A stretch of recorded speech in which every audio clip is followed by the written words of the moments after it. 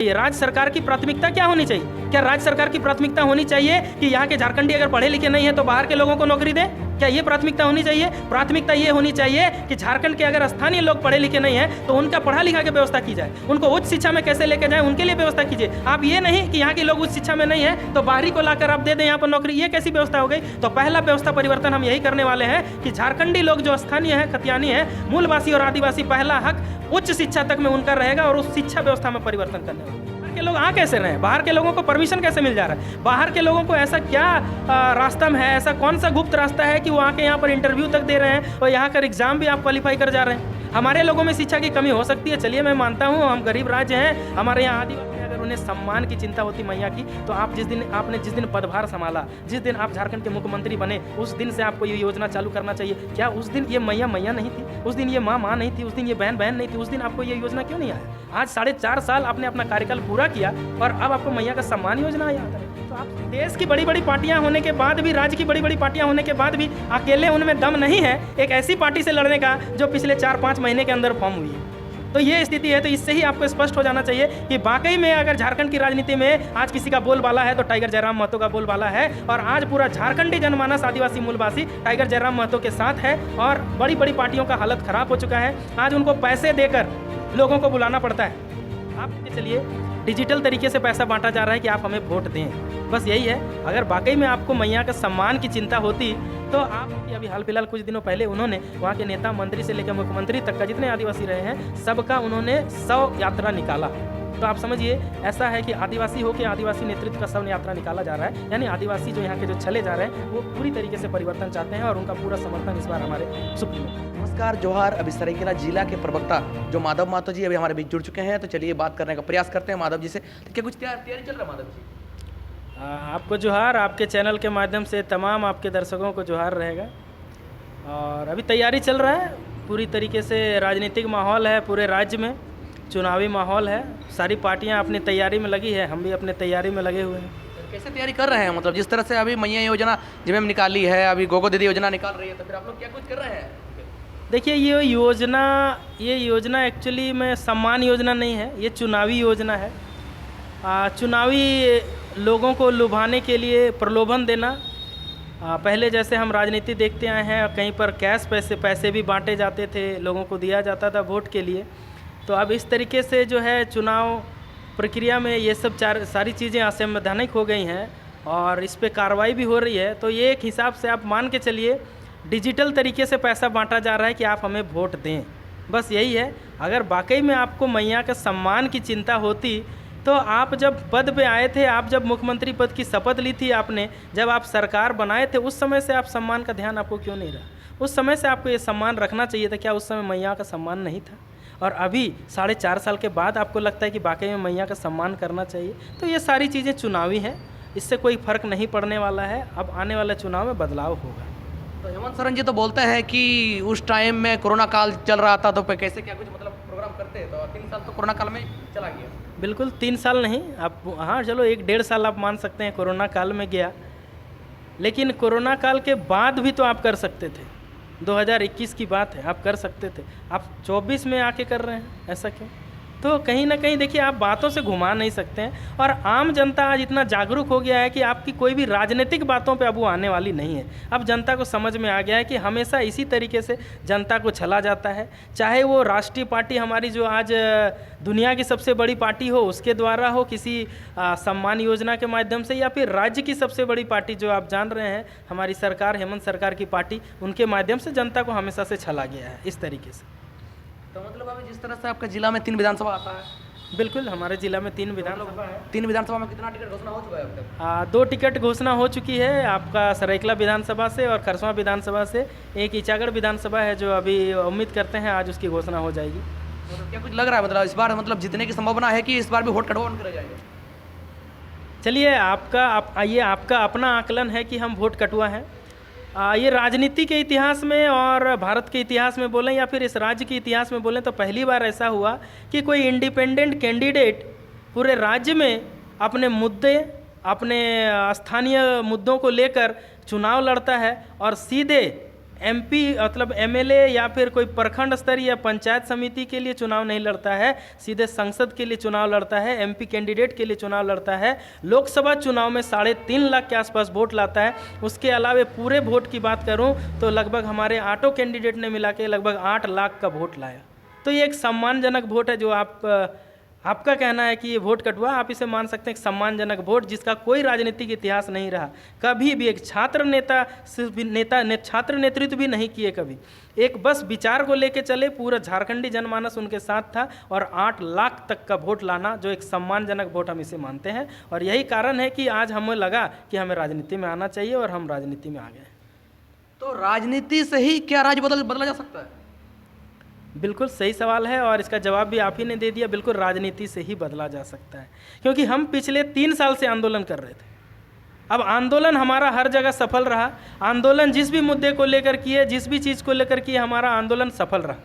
लेकिन कहीं ना कहीं हम जो चाहते हैं स्थानीय के लिए, खतियान की हम बात करते हैं, खतियान आधारित राज्य में नीतियाँ बने ताकि बाहरियों का प्रवेश कम हो सके।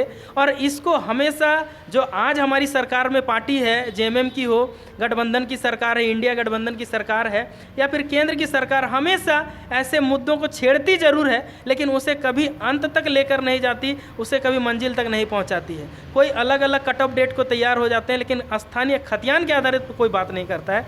ये पहला ऐसा पार्टी आप मान के चले जो खतियान आधारित हम बात कर रहे हैं। अब रही बात आंदोलन से क्यों नहीं बदला जा सकता, राजनीति ही क्यों जरूरी है। राजनीति में नहीं आएंगे तो आप विधायक नहीं बनेंगे, राजनीति में नहीं आएंगे तो आप सांसद नहीं बनेंगे। और आपको बहुत अच्छी तरीके से पता है, अगर किसी भी हमें अगर कोई नियम बदलना है, हमें अगर कोई नीति नियम को बनाना है या फिर राज्य में लागू करवाना है तो वो विधानसभा के माध्यम से ही हो सकता है। और अगर देश में किसी नियम को लागू करवाना है तो वो संसद भवन के माध्यम से ही हो सकता है। तो हम वहाँ तक पहुँचना होगा और वहाँ आज बैठे हुए लोगों के कानों में जू भी नहीं रेंगता है हमारे आंदोलन से। तो हम बस अगर इसी तरह आंदोलन करते रहे तो वो लोग अपनी राजनीतिक रोटियाँ सेकते रहेंगे हमारे आंदोलन के ऊपर। तो हमें लगा कि वाकई में अगर हम झारखंड की स्थिति को बदलना चाहते हैं, यहाँ के जनमानस झारखंडी स्थानीय और खतियानी लोगों को, आंदोलनकारी जो आदिवासी और मूलवासी की अगर बात करते हैं, उनमें अगर बदलाव चाहिए तो हमें जो आदिवासी और मूलवासी के नेतृत्वकर्ता होंगे, जो झारखंडी का बात करेगा, उन्हें भी विधानसभा तक पहुंचना पड़ेगा। और वहां पहुंचने का एकमात्र रास्ता है राजनीति और ये विधानसभा का चुनाव। इसके लिए हम तैयार हैं। तो जिस तरह से राजस्थान, यूपी, बिहार के लोगों को झारखंड में नौकरी दिया जा रहा है, तो उसके लिए अभी आप लोग मतलब जिस तरह सब आंदोलन किए, तो इसके लिए आंदोलन क्यों नहीं कर रहे? बिल्कुल आंदोलन हो रहा है। आप देखिए, आज आप सोशल मीडिया से लेके प्रिंट मीडिया में भी देख लीजिए, आप विभिन्न चैनलों के माध्यम से भी आप ये रिपोर्ट देख पा रहे हैं कि जो भी डेपुटेशन हो रहा है, जो भी यहाँ पर बहालियाँ हो रही है, जो भी आपका एग्ज़ाम हो रहा है, बाहरी ही ज़्यादा प्रतिशत में वही लोग हैं और सिलेक्शन भी उनका हो रहा है।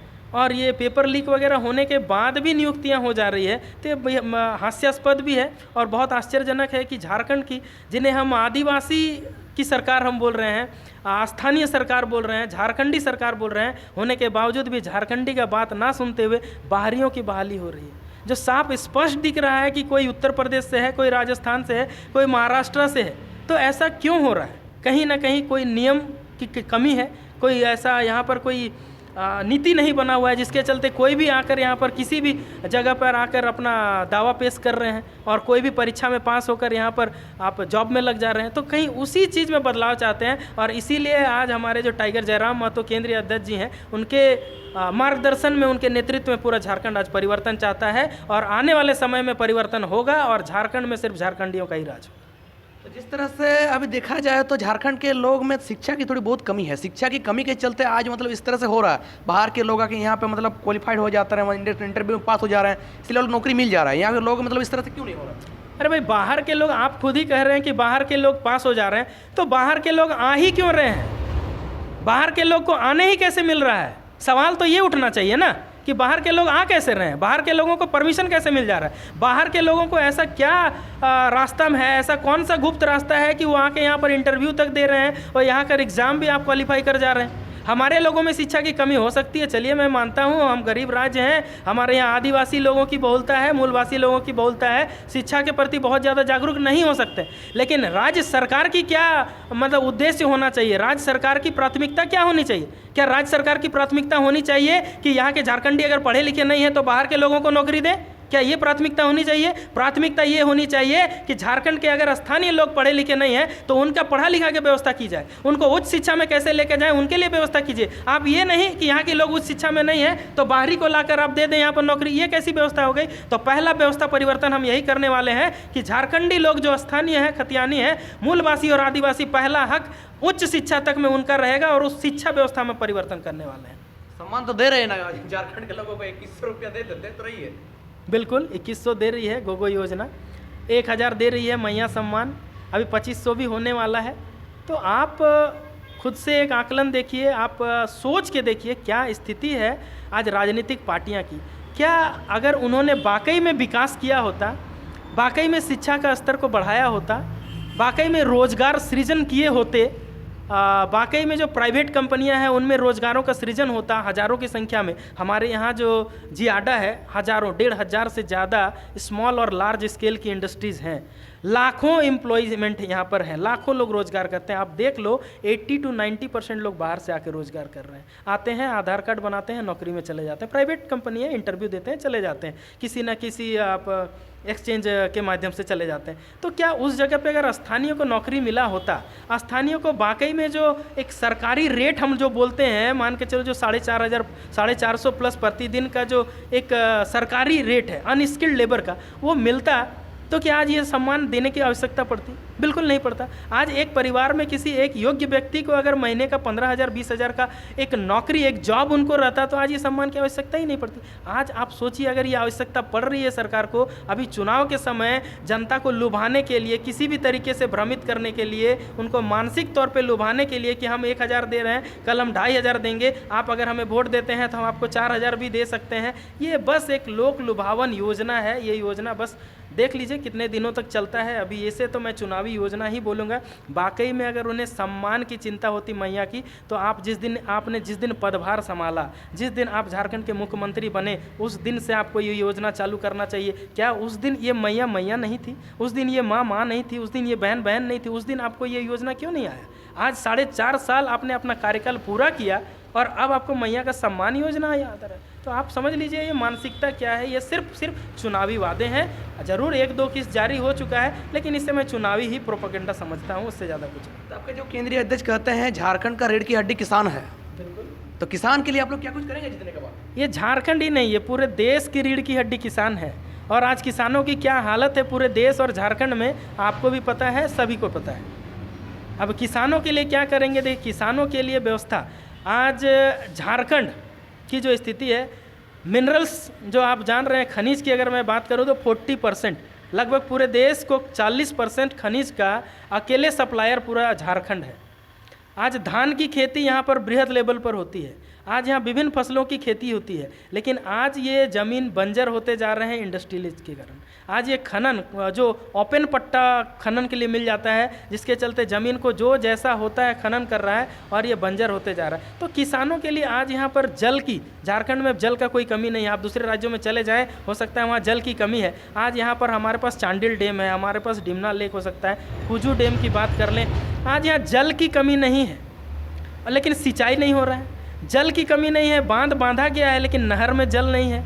तो कहाँ जा रहा है ये जल? आप इस पे बहुत अच्छी तरीके से रिसर्च करेंगे तो बांध हमारा है, जल हमारा है, लेकिन हमें ही नहीं मिल रहा है। किसी विशेष लोगों को वो जल यहाँ से डैम के माध्यम से, सप्लाई के माध्यम से विशेष लोगों के पास जा रहा है, जो कि बड़े बड़े पूंजीपतियों को, उद्योग घरानों को ये जल दिया जा रहा है, किसानों को नहीं दिया जा रहा है। तो आज हमारी पार्टी किसानों के लिए लड़ रही है, आज हमारी पार्टी झारखंडी आम जनता के लिए लड़ रही है। तो कहीं ना कहीं अगर हमारी पार्टी सरकार में आती है तो हमारी पहली प्राथमिकता भी किसान होंगे, और ये जो झारखंड का जल जो बांधों के माध्यम से बांध कर किसी विशेष लोगों को, पूंजीपतियों को दिया जा रहा है, उसे किसानों को दिया जाएगा। इसके लिए आप आश्वस्त रहिए। डैम से याद आया कि आपके विधानसभा, मतलब आपके पूरे जिले में जो अभी सबसे बड़ी डैम इच्चा खड़का डैम बन रही है, इसको लेकर क्या कुछ करेंगे आप? जिस तरह से आप लोग लड़ रहे हैं उसको लेकर।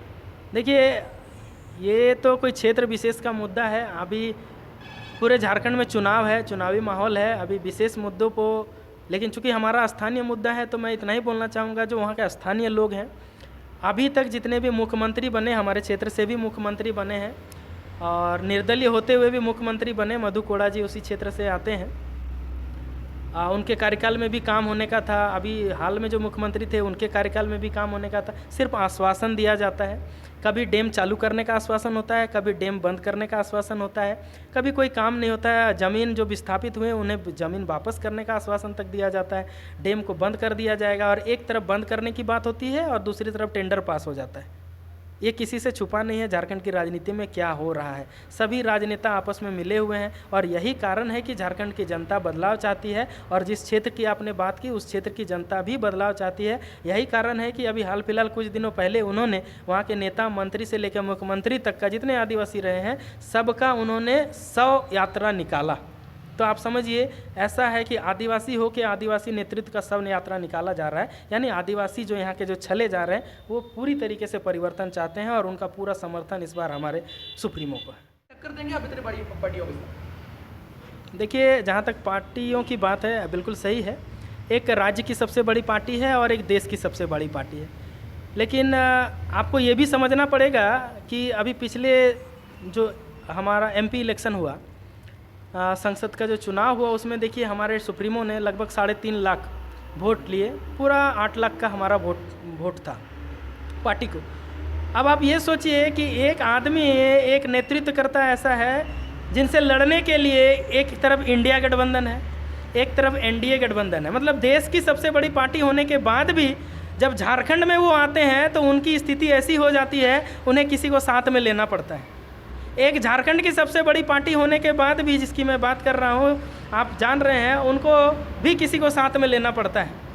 यानी देश की बड़ी बड़ी पार्टियां होने के बाद भी, राज्य की बड़ी बड़ी पार्टियां होने के बाद भी अकेले उनमें दम नहीं है एक ऐसी पार्टी से लड़ने का जो पिछले 4-5 महीने के अंदर फॉर्म हुई है। तो ये स्थिति है। तो इससे ही आपको स्पष्ट हो जाना चाहिए कि वाकई में अगर झारखंड की राजनीति में आज किसी का बोलबाला है तो टाइगर जयराम महतो का बोलबाला है, और आज पूरा झारखंडी जनमानस आदिवासी मूलवासी टाइगर जयराम महतो के साथ है। और बड़ी बड़ी पार्टियों का हालत ख़राब हो चुका है, आज उनको पैसे देकर लोगों को बुलाना पड़ता है। आप देख लो, अगर कहीं चुनावी सभा करें वो या किसी भी सभा को करते हैं तो उन्हें बस देना पड़ता है, गाड़ियां देनी पड़ती है, सरकारी सहिया जो महिलाएं हैं, कर्मचारियां होती हैं, उन्हें छुट्टी देकर उन्हें कार्यक्रम में बुलाया जाता है। एक दिन का उनको जो मानदेय है उनको देना पड़ता है, और उन्हें बुलाया जाता है और उन्हें बोला जाता है, स्पष्ट आदेश होता है कि आप घर के ड्रेस में आएँ, आप अपने यूनिफॉर्म में ना आए, लोगों को पता नहीं चलना चाहिए कि ये कोई कर्मचारी है, ये आम आदमी है, ऐसा लगना चाहिए। तो ये स्थिति है, उनके पास लोग नहीं है। आज जनता उनसे बिल्कुल कट चुकी है, राज्य की जनता यहाँ की पार्टियों से बिल्कुल अलग हो चुकी है। आज राज्य की जनता सिर्फ किसी के साथ है तो टाइगर जयराम महतो के साथ है, और आज बदलाव बिल्कुल निश्चिंत है, आप रखिए निश्चिंत है, बिल्कुल बदलाव होने वाला है। बहुत बहुत धन्यवाद माधव जी हमारे चैनल को समय देने के लिए। धन्यवाद।